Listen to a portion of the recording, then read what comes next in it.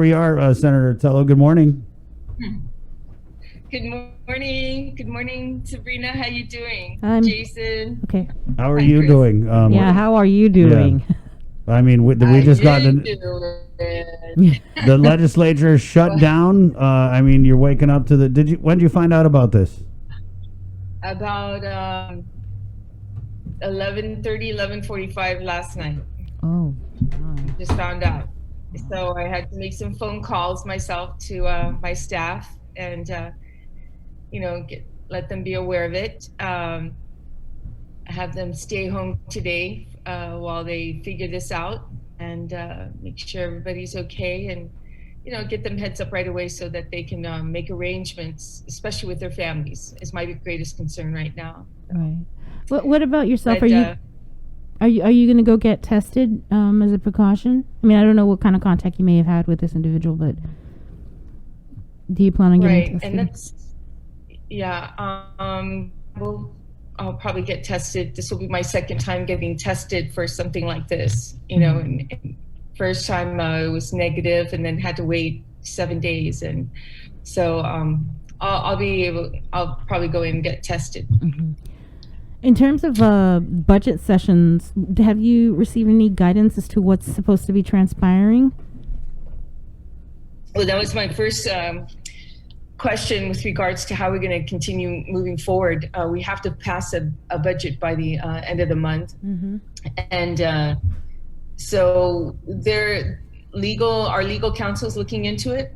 I made a suggestion to the speaker last night that even though we won't really solidify any kind of amendments or anything like that, but continue to discuss it. Everybody can put their potential amendments out. Have anybody have any concerns with it? We can go into discussion, and then when time comes where things are a little bit clear, maybe in about 7 days. Everyone always looks for 7-day marker, and go back into the legislature, and then ratify what we went through, or just as smooth as possible, just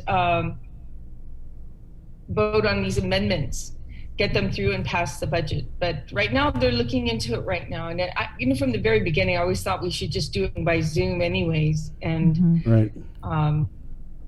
So hopefully that'll go through. Yeah. So how you guys? Well, we're curious. You've been, pretty critical of the governor, and obviously as your role as a minority leader. But what are your thoughts here, Senator? As we, not only are dealing with the fact that the governor has COVID, but now Lieutenant Governor Josh Tenorio. You think this is that big second wave that people have been predicting? Well, when you get 52 positives within a week, yeah, I think it is. And then you have now 7 people at the hospital.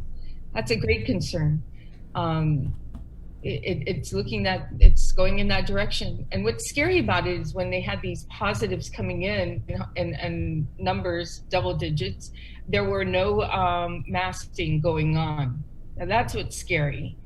Now, I can understand if there was mass testing, we were testing at 500, 400 people a day, but we weren't on some of those high numbers that were coming in. It was double digits that were coming in.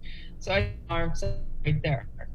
What's also scary is that you can test negative, and then, a couple days later, you're positive. Yeah, and I think people are, the negative test is like, oh, I'm good, and they're just going around, but we've seen it in people that we've interviewed here on the show with Dr. I mean, he tested negative.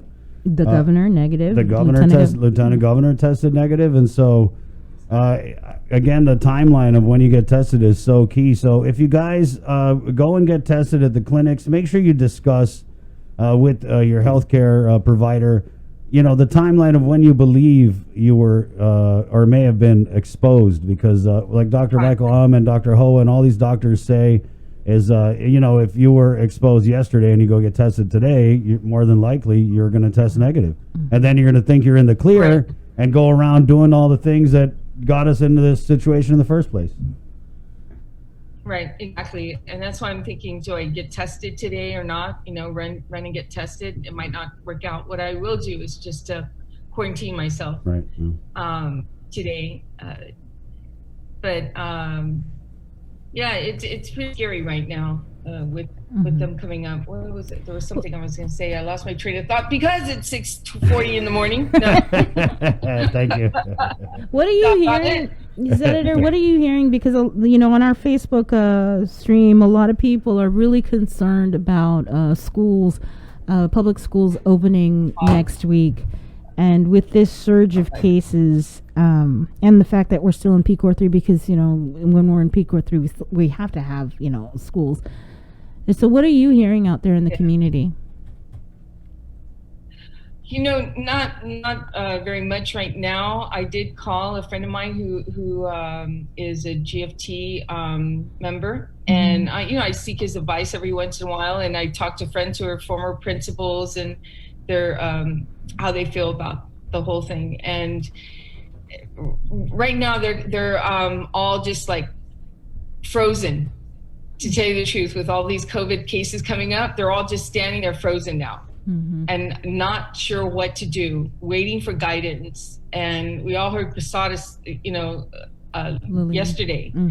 Oh my gosh, for her to just outright say something like that. And here's a woman who's a nurse who's at the hospital, and that's alarming. Just hearing what she had to say.